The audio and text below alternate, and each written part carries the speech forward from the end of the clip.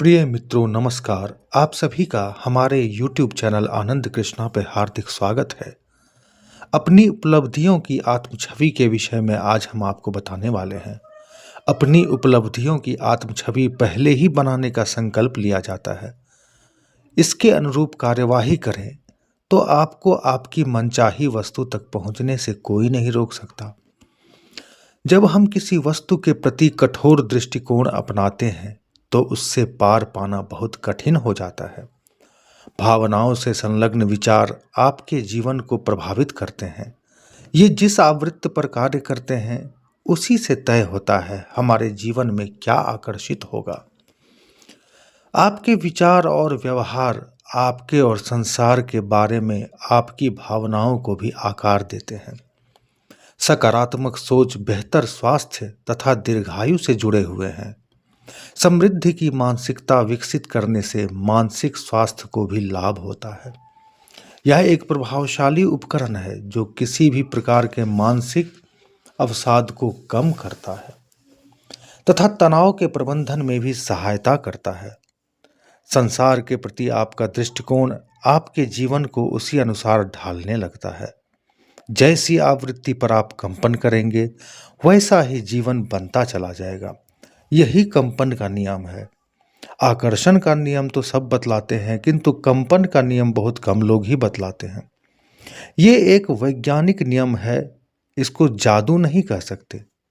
स्वतंत्र विचारों वाला होना और सकारात्मक भावनाओं पर ध्यान केंद्रित करना उन लोगों को आकर्षित करता है जो वैसा ही अनुभव करते हैं।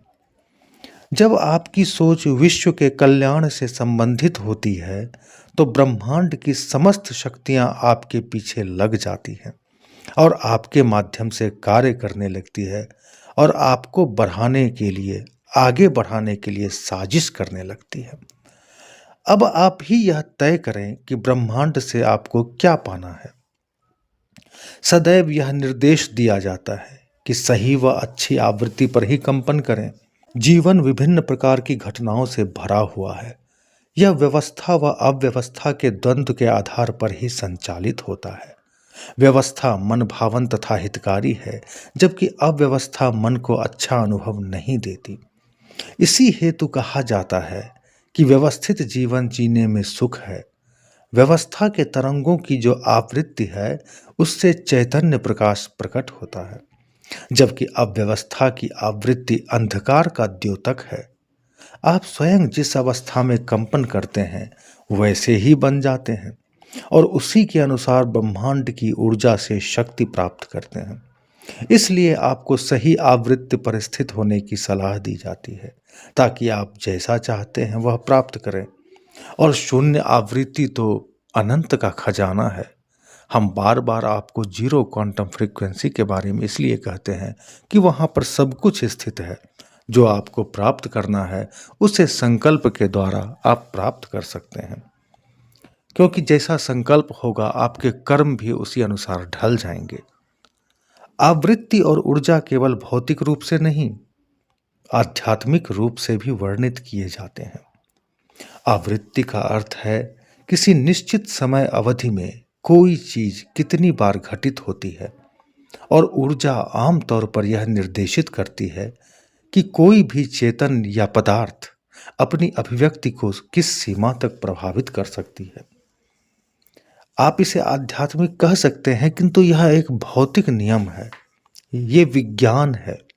इसलिए बहुत से लोग बिना जाने भी यह विश्वास करते हैं कि विशिष्ट आवृत्तियों पर विद्युत चुंबकीय विकिरण उत्पन्न करने वाला कोई उपकरण उन्हें या उनके शरीर को भी सुव्यवस्थित कर सकता है।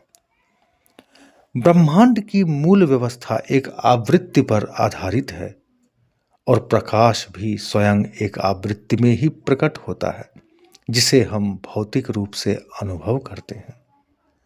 एक बात और महत्वपूर्ण है कि ऊर्जा को मुख्य रूप से जान लेने पर ब्रह्मांड की समस्त व्यवस्था जान ली जाती है।